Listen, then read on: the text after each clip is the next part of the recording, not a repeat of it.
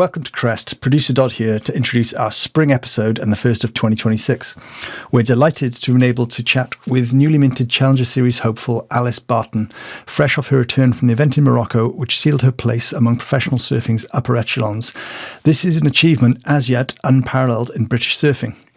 If you've enjoyed the interview with Alys, can I perhaps direct you to the GoFundMe page, which has been set up to help her meet the considerable cost of this endeavour.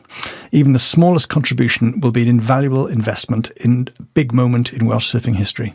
Anyway, to the episode. This past weekend saw the Wilkinson Sword Interclubs Trophy returned after a few years in Pembrokeshire hands to the Langland Board Riders Cabinet. A blustery day at White Sands with a solid swell provided great conditions for the annual season opener, and Alys did indeed compete, which is where Tom and Rob started the discussion. Yeah, it was fab, actually. I mean, well done to Langland Board Riders and Callum Thomas for organising everyone together, and it was just such a fun day, really. It was nice to see everyone again. We were down at White Sands, never surfed there before, so that was quite fun. And it was a great day. We had really good waves, actually.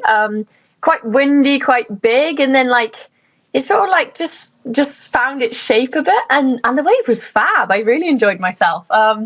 Had a good open heat, and then actually did the longboard as well. And I saw won my that. longboard heat. Yeah, I thought it was jolly nice of you to show up and do something because I think to have a so-called Challenger Series minted surfer and then just go and do a bit of grassroots surfing. And Leah Williams from Porthcawl, she must be 9, or forgive me, Leah's parents, if I got her age wrong. For her to be in a heat with you, it was a real privilege. So it was fab. It was so nice. It's always really fun because I did the Langland Board Riders, the Wilkinson Sword stuff, when I was really quite young. So it's really fun to be able to still do it and come back and do those events. And it's just really nice to have everyone there. Everyone's cheering. I was going ballistic because Elliot did the longboard as well, my brother, and he did this crazy backhand turn on the longboard, and it was mental. It was the coolest thing I've ever seen. So I was just rooting for Elliot to win the longboard, but he ended up in second. So yeah, the Bartons are longboarding already. Yeah, so exactly. You heard it here first, Tom. The Challenger Series surfer at the WSL says something that the Wilkinson Sword was the coolest thing she's ever seen. It was really cool. WSF can claim that as a victory in itself. I saw I was unable to be there on the weekend, unfortunately, but I saw a few little videos on Instagram. I think it was one of Lloyd Cole's children. Yeah, Monty. He was giving it the big one beforehand, saying, we've got a Challenger Series surfer. Why even bother turning up? And I did see that one. Yeah, it was so cool. It's been so nice to come back as well from Morocco and have everyone backing me, all the appreciation, and everyone was rooting for me. It was so nice. And yeah, it just always reminds you when you're away, everyone's watching and wanting you to do well, and when you come back it's great because you get to surf with everyone, and yeah, it's brilliant. I was going to say perhaps it was as busy a weekend for you in the car park as it was in the water, was it not? No, definitely. I mean, yeah, 100%. Since I've been back, I think it's been pretty non-stop. But it's been great. It's been really nice, to just be back, be busy, doing interviews, talking to people, planning what I'm going to do next. It's really exciting. So, it's been really good. And thinking, Alys, ahead to those plans for what you're going to be doing next, obviously many events to look forward to. Is it seven events coming up on the Challenger Series for you? We've got 5 events on the Challenger Series. So it's slightly different for the 2026-2027. We're going to be going to Ballito in South Africa first, which is really exciting. I've never been there before. And then we fly directly to Huntington Beach, which is going to be fab. So I've been there before, and it's great. It's really good. Both of those events are in July time, aren't they? Yes. So they're back to back. And then we have a little break until September. But I won't be having a break because I'll be coming back to do the other events, hopefully Boardmasters. I'm hoping to make it back for that one.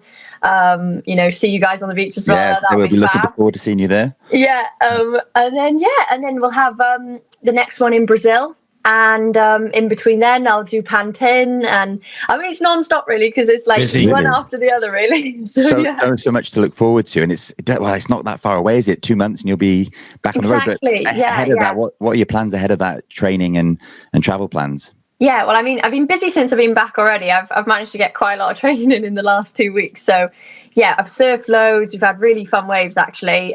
Been back in the gym quite a lot because I miss the gym when I go away sometimes, which is a funny thing to say, but I actually do.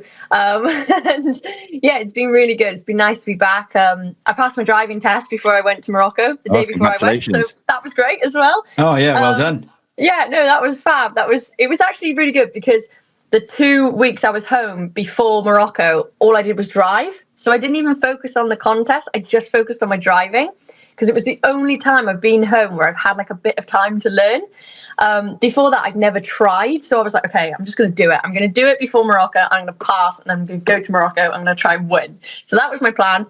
And it worked out pretty good. So, I mean, yeah, it's been really good. It's been busy. And then I had my birthday on Saturday. So it's been a very good sort of like last couple of weeks.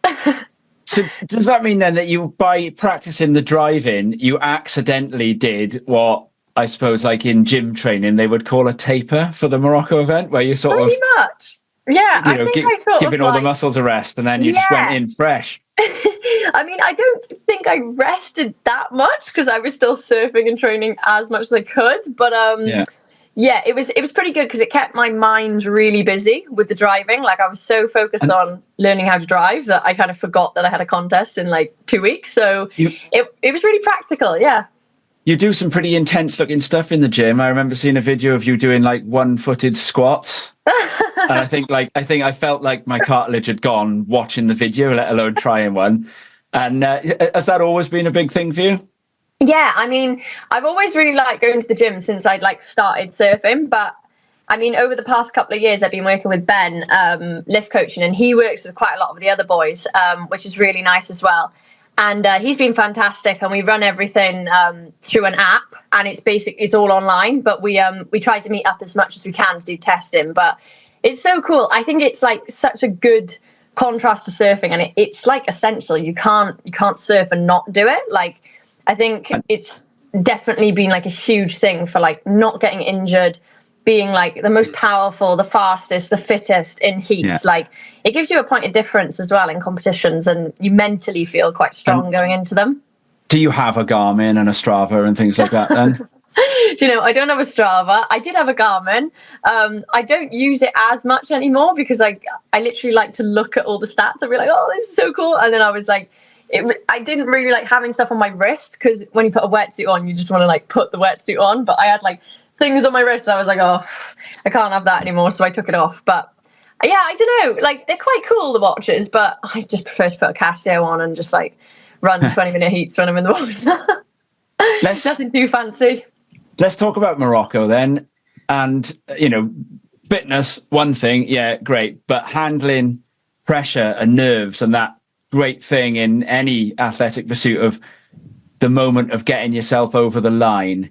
Were you crunching the numbers, and did you know? I mean, the first couple of heats went pretty smoothly, but then did it come to your attention that it's this heat, or were you sort of watching other people's results? Yeah, so this is actually really funny. So I went into the event like really confident. I thought I was surfing really, really good. And I was just really like happy because I'd been to Morocco prior to this back in November. I surfed anchor point everywhere from like 2 foot to like 12, 13 foot. Like it was huge.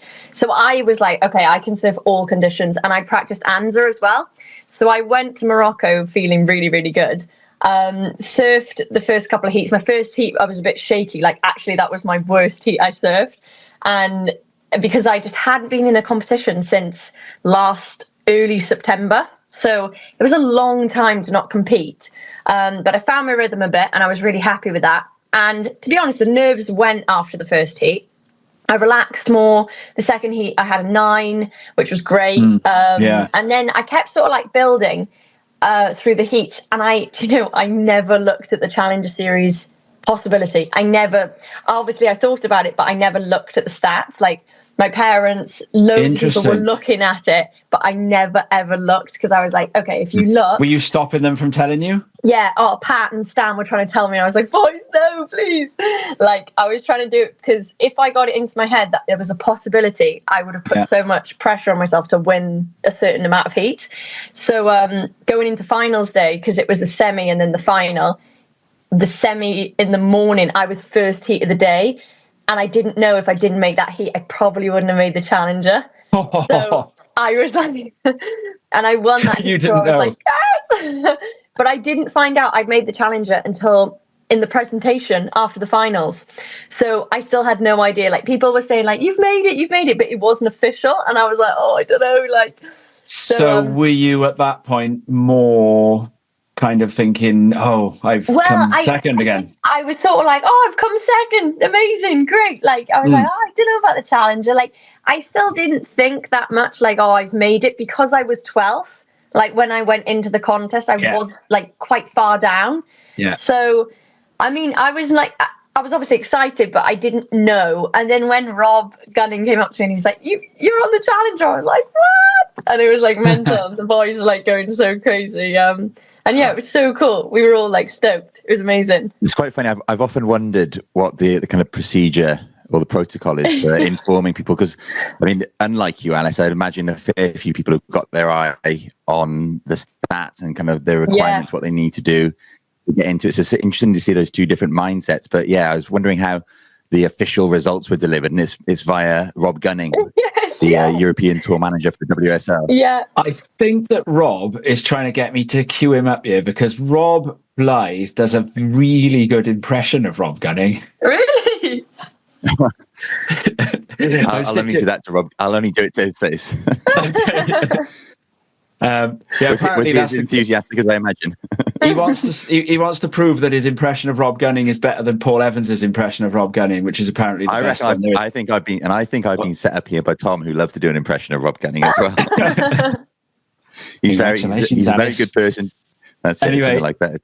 It's very low key. But you were stoked with second in Morocco. Obviously, I wanted to win. My objective in the contest was to win the contest, because I've never won like a QS event. So I went into it like, okay, I want to win. I mean, the final was with one of my best friends. We've beaten each other multiple times, and I was like, okay, it's going to be who's on the best waves, and she was on the best waves. So, you know, props to Janire, because she's a really, really good surfer. And yeah, it's going to be nice to be on the challenger with her now as well. So world champion by exactly by ISA standards, isn't she? And and didn't we feel sorry for her sister Annette? Oh yeah, Annette. Challenger. Yeah, I was gutted.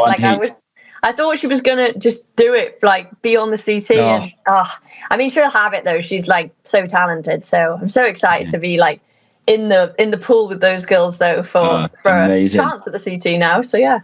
And you said then, Alys, that obviously your goal ultimately in that contest was to try and win it. Up against, as we've already mentioned, some very notable competitors that we're starting to see so often now, kind of banded about with some of the names that we're used to hearing about on the CT as well, aren't we?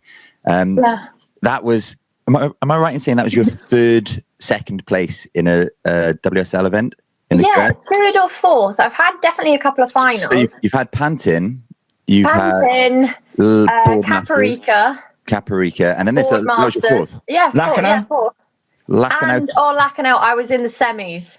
So that was the third, wasn't it? Yeah, that was the third. 4 seconds. Wow, you're due one anytime soon. Yeah, I know. Maybe save it for the challenger series. But I've been looking through the WSL rankings and the results pages, and you've had a second each year for the last 3 or 4 years, haven't you? So you've been there or thereabouts for so long, and it must be so exciting just to manage to push it over the line and get onto that challenge. I mean, it was so good. Like going into the Morocco, I knew like I had to do something pretty incredible to qualify, and I still wasn't sure if it was possible. Like even with if you won the event, I didn't even know if it was possible because I never worked it out. But I just went into it being like, okay, I can win this event.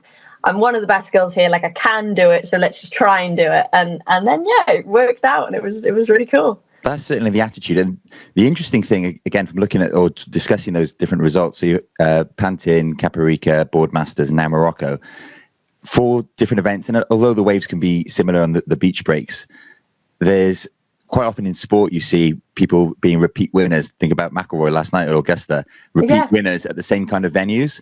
But you managed to do it at 4 different venues. So that's got to be promising looking ahead, thinking about doing it again in the future. Definitely, yeah. And it's really exciting because the Challenger Series like tour now is quite, I mean, it's similar waves to what we get in like Europe and Wales. It's not like far off those waves. We haven't got anything too different from that. So yeah, it's really exciting actually. I'm really just excited to go and surf more heats and be on the Challenger.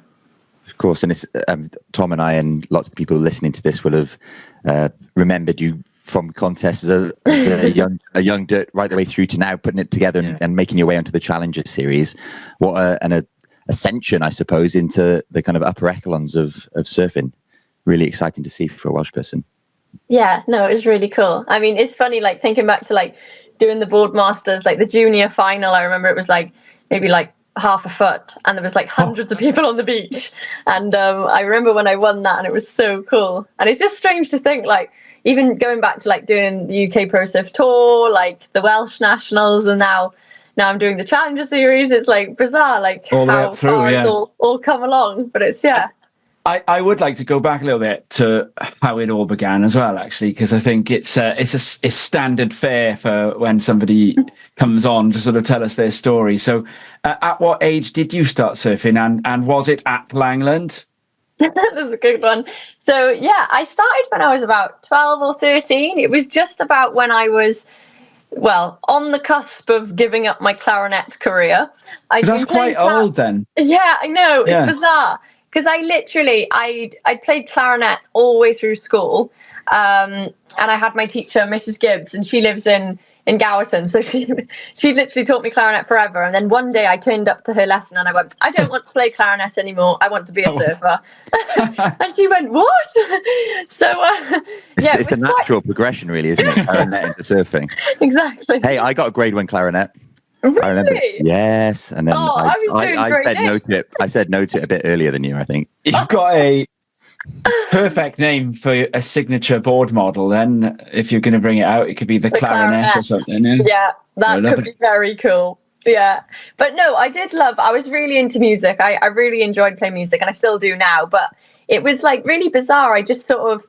Elliot did a bit of surfing. My dad was surfing a bit with his friends, and then just one day I was like, I want to give this a go, and I ended up surfing. I think I surfed Rossilia a couple of times. I surfed Langland in the corner. Definitely, I remember this because I was getting pushed in, and we were surfing with Ollie Evans, one of the boys from here. He was also getting pushed into waves, and it's just so funny because all three of us, like my brother, me, Ollie, we were like getting pushed in the corner in Langland, and I remember I was like really unable to paddle into my own waves, like I couldn't pop up, and I just learned like everything, and it was bizarre. And it's been really funny because my dad's been like the main person who's like taught me everything, but we've like learned together. Like it's not like he was ever able to do like, you know, crazy top turns or backhand snaps or anything. It's been like a sort of like a process together, so it's been really cool, like between him, me and my brother. So yeah. And did you enjoy it from the start? Like, did you catch a bug? Yeah, 100%. I love this, yeah. Like, however many arguments we have between us, it's always been like so good because I've always been able to push myself a lot with it. Like, there's never sort of a limit on it. Like, you know, the clarinet, you get to grade 8 and you're at grade 8, then that's sort of the end. You just keep playing music. Yeah. But surfing, it's like you can keep doing different variations of everything. You can surf a new beach, you can go to a new place, you can meet new people. For the Challenger Series. Yeah, sorry, we've got to bring that up again. Yeah, no, it's like it's just really cool, and I think it's like something that's always growing as a sport as well. So I think I just kept going. Is your dad musical? Yes, well, that's actually the funny part. My dad was an actor and my mum was a dancer. So they came from very like musical, you know, theatre background. So that's how I got into the music stuff. Yeah. Which was fab, really. And I think it's really nice because it's something, you know, totally different to surfing as well. But yeah, they've sort of brought their theatrical side into the surfing, and especially with the dancing with my mum. It's been really good to sort of like bring those things together and try and practice them in surfing. Your dad and I worked out that actually, without knowing it, I watched your dad in a production in Stratford at the RSC. Amazing. In Cymbeline, one of the lesser known plays in the canon. Cool. And your dad was in it, and there was I sitting there watching it. I thought it was quite a good production, actually. Oh, fab. Yeah, so I think it works perfectly. It's all performance anyway, isn't it? Yeah, exactly. And that's the other good thing, like the acting, the dancing, they were constantly performing, all over everywhere. They did a lot of work in London, a lot of work abroad, and that's what surfing is. You do all the hard work before, and then you get to a competition, and that's your stage. So it's the same sort of thing, really.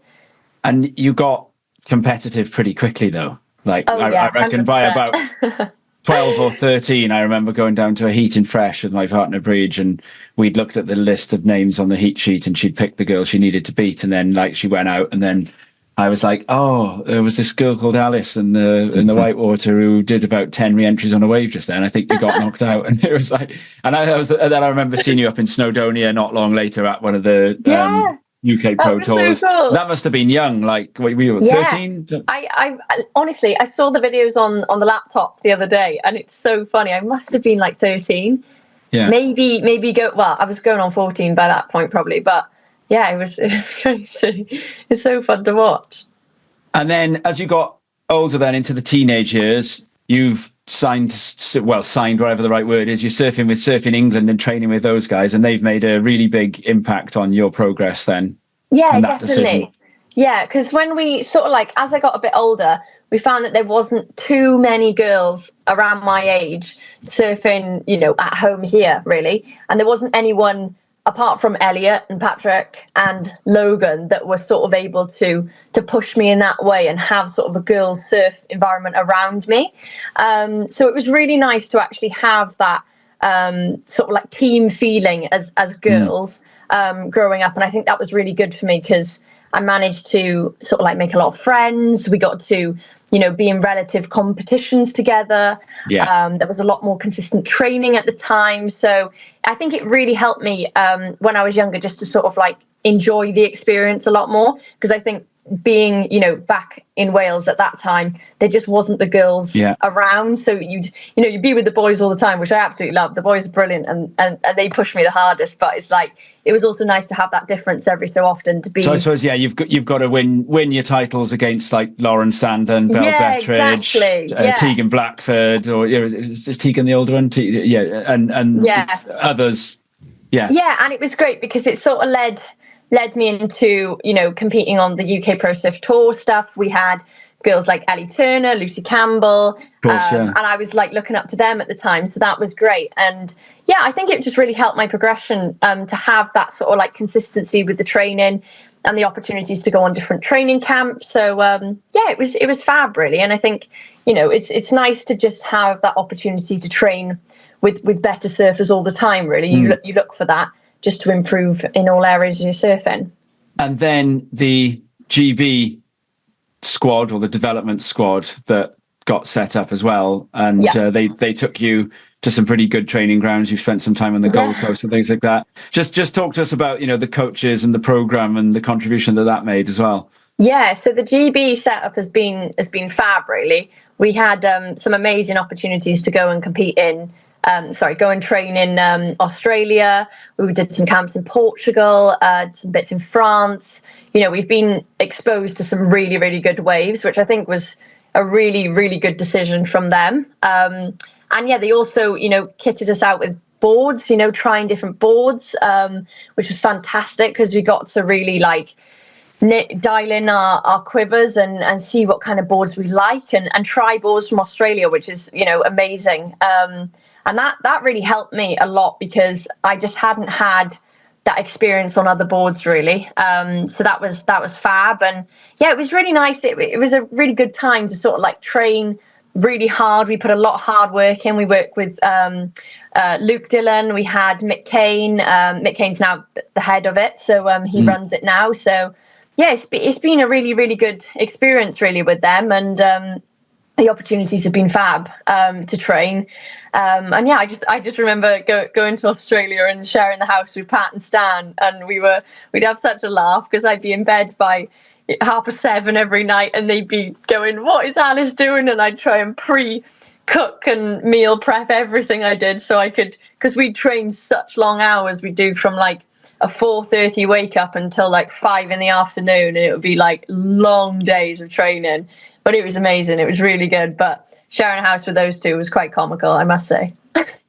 And you've spent time in between that then as well. You have actually put in like the kind of the stoke inducing travel as well, like Indonesia, surfing perfect waves. And because I've argued that to some of the other competitors from, Wales and England, I've said, look, if you're only traveling to train or to compete in often a junky European semi-closeout beach break or something, there's an argument for just the sheer time you spend stood on a surfboard going fast in somewhere like Indonesia, and what that does to the proprioception and everything. 100%. Like, I've done so many amazing trips. I've done like Mexico, Indonesia, it's hard to think. I've done like Martinique in the Caribbean. It's just been so nice to like have those opportunities. I'm very lucky to be able to go away and do that. And I think it's just like, you learn so much. It's like life experiences, it's surfing experiences, and it gives you it gives you a nudge on the rest of the stuff that you do, because you get to experience all those different types of waves. You have so many different scenarios that you wouldn't necessarily encounter just surfing Langland or going across to a spot in Europe. So yeah, I think it's amazing to be able to go away and surf those waves like Indonesia. And I'm actually, in the process of planning the trip to do one of those in May. So yeah, I'm really looking forward to that. As part of your training plan then, yeah. Exactly. Because I mean, there's going to be sort of like a little bit of time that I'll be able to go away, do a week or so in Europe, and get a solid bit of training there, and then head over, do a nice trip to Indonesia, work on my stuff there. And it's nice there because you can get filmed, you can do feedback, you can, gyms over there are amazing. You can surf all day, hit the gym, like it's perfect. And then come back, and then I'm planning to do sort of like a couple of weeks training in Europe before we head off to Belito. So it's definitely not like an off season from now until Belito. There's no relaxing. But yeah, it's what I like to do. I love training hard, and I love sort of like, getting into it and just working hard and surfing and enjoying it. So Alys, these experiences and opportunities that you've just been speaking about are obviously so integral, so important to kind of reaching those upper echelons of the surfing triangle, pyramid, whatever you want to call it. You've mentioned the support you've had from Surfing GB with building quivers and finding out the boards that suit you and whatnot. There's obviously a financial cost to this. There's a lot of support required. I was just thinking back to the stickers I've seen on the nose of your board over the years. Am I right in saying that it was Roxy a fair while ago? Yes, yeah. I had Roxy, then Sister, then Ripkill. And Ripkill being the most recent. Yes. And I'm seeing Ripkill stickers not on the nose of your board at the moment. Yeah, that is true. Going back last year in the lead up to Boardmasters, actually, parted ways with Ripkill, unfortunately.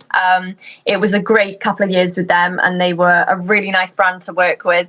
It was a fantastic team of European surfers. Everyone was very, very talented on that team.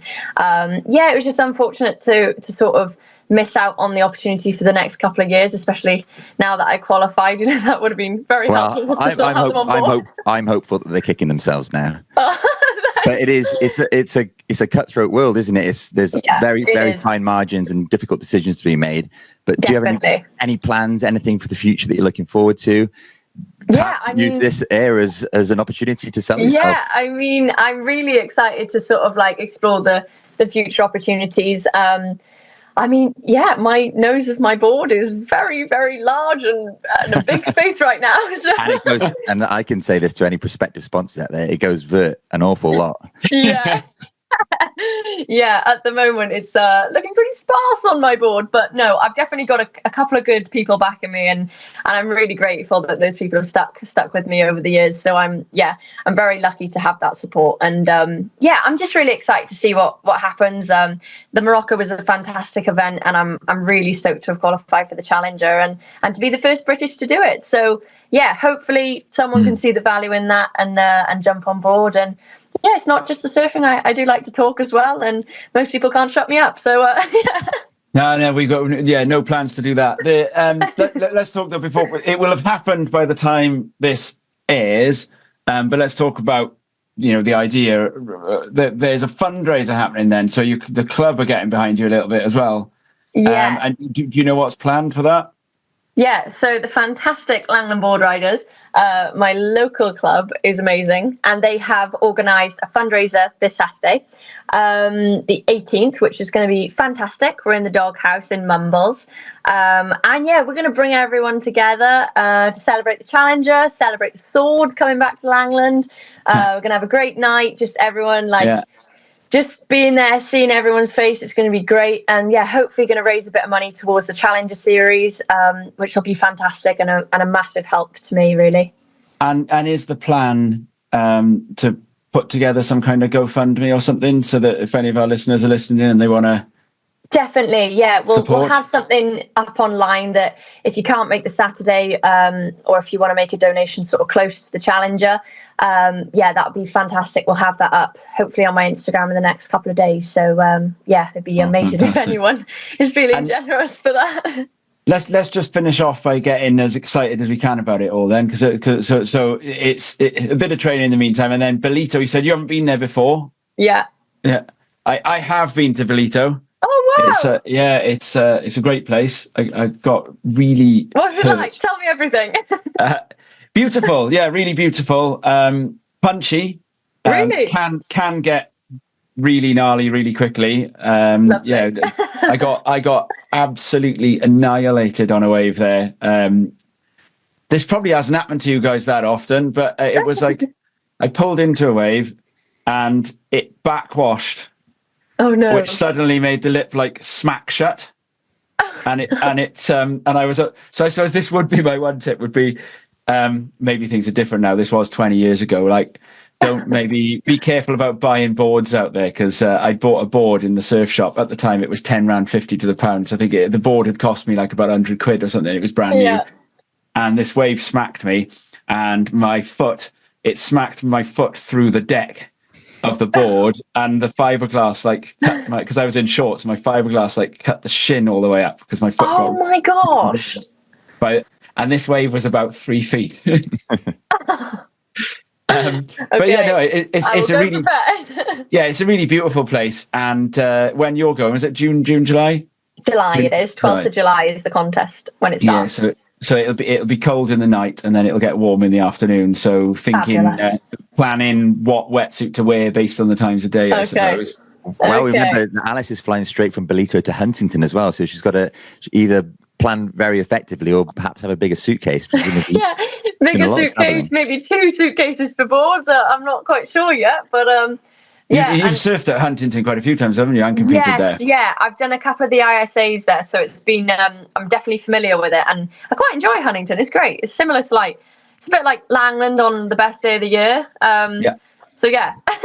I actually think the US Open is that people are going to rip me for this one, right? But it's pretty much my favorite surfing contest to watch. It is pretty cool. So people are like, oh, shut up, you're a pipe or whatever. But like, what I love about it is it's on for us in the UK. It's the perfect time of day because it's on like through tea time and into the evening. Yeah, it's on. It's going to be on. Whereas when it's like pipe or the Hawaiian contest, it's like there's a waiting period, and then like you plan, oh, brilliant, it's going to be on, and then it's not on. So it's always on, and I just think it's really interesting, like watching. Oh, it's fab. Like the kind of puzzle of the outside, a couple of turns outside, making that connection to the inside, signing waves off with that, like the way it sucks up and all that. So I think that is just the coolest event to be involved in. It will be great, I think. And to say I can be in the US Open is going to be really cool because I have the vision of Hiroto Ohara saying in the Snake Tales video ages ago, saying how he's going to buy some cars because he won the event. I've watched that video 1,000 times. I could hear Oki was talking about that when he was commentating at one of the other and that's the other thing, the challenges you're going to get commentated by like Oki and people like that, It's so cool. It was Oki and Ronnie Blakey commentating, and Oki was like, isn't this the guy that won the US Open and just wanted to buy cars? Yeah. And I mean the US Open though is it was a CT.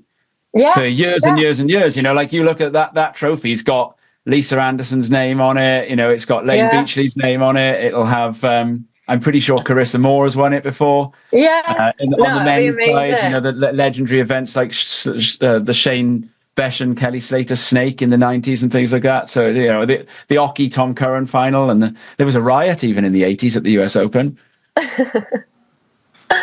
Oh, it'll be fab. No, I'm really excited for it. Really excited. No, it's fantastic. And well, then, I was going to say, Alys, then you go on to Brazil. You go to Sao Paulo. Yes, yeah.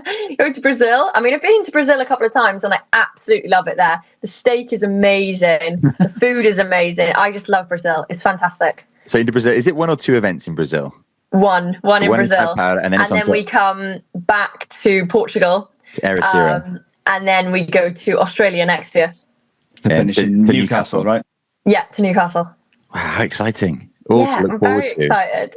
And then, as you say, Alys, the Brit to make it onto the Challenger Series in this new iteration. So all the reason for everybody to get behind you and support you. Yeah, I'm really excited. And yeah, I just can't believe it. Like, it's still setting in, even though I've been back 2 weeks since it happened. What you're going to have to do, Alys, is book, maybe not a driving lesson because now you've passed, but something that you have to work towards in those 2 weeks running up to any of these events. Motorway Pass Plus. Well, look, and can I thank you as well, just ourselves and on behalf of the listeners as well, for taking the time to have a chat with us. Rob and I have enjoyed the small parts of your journey where we've been able to have good seats in the stalls for, to use some theatre terms that your dad would like. But yeah, just thanks and good luck with it, and enjoy and go shred. Thank you so much. No, guys, thank you so much. Honestly, it's been so nice to have you commentating a number of my heats. It's been great. Even like all the Boardmasters heats, it's been fab. So I really appreciate it. And it's been so nice to chat to you today. Thanks Alys. Fabulous. Thanks, guys.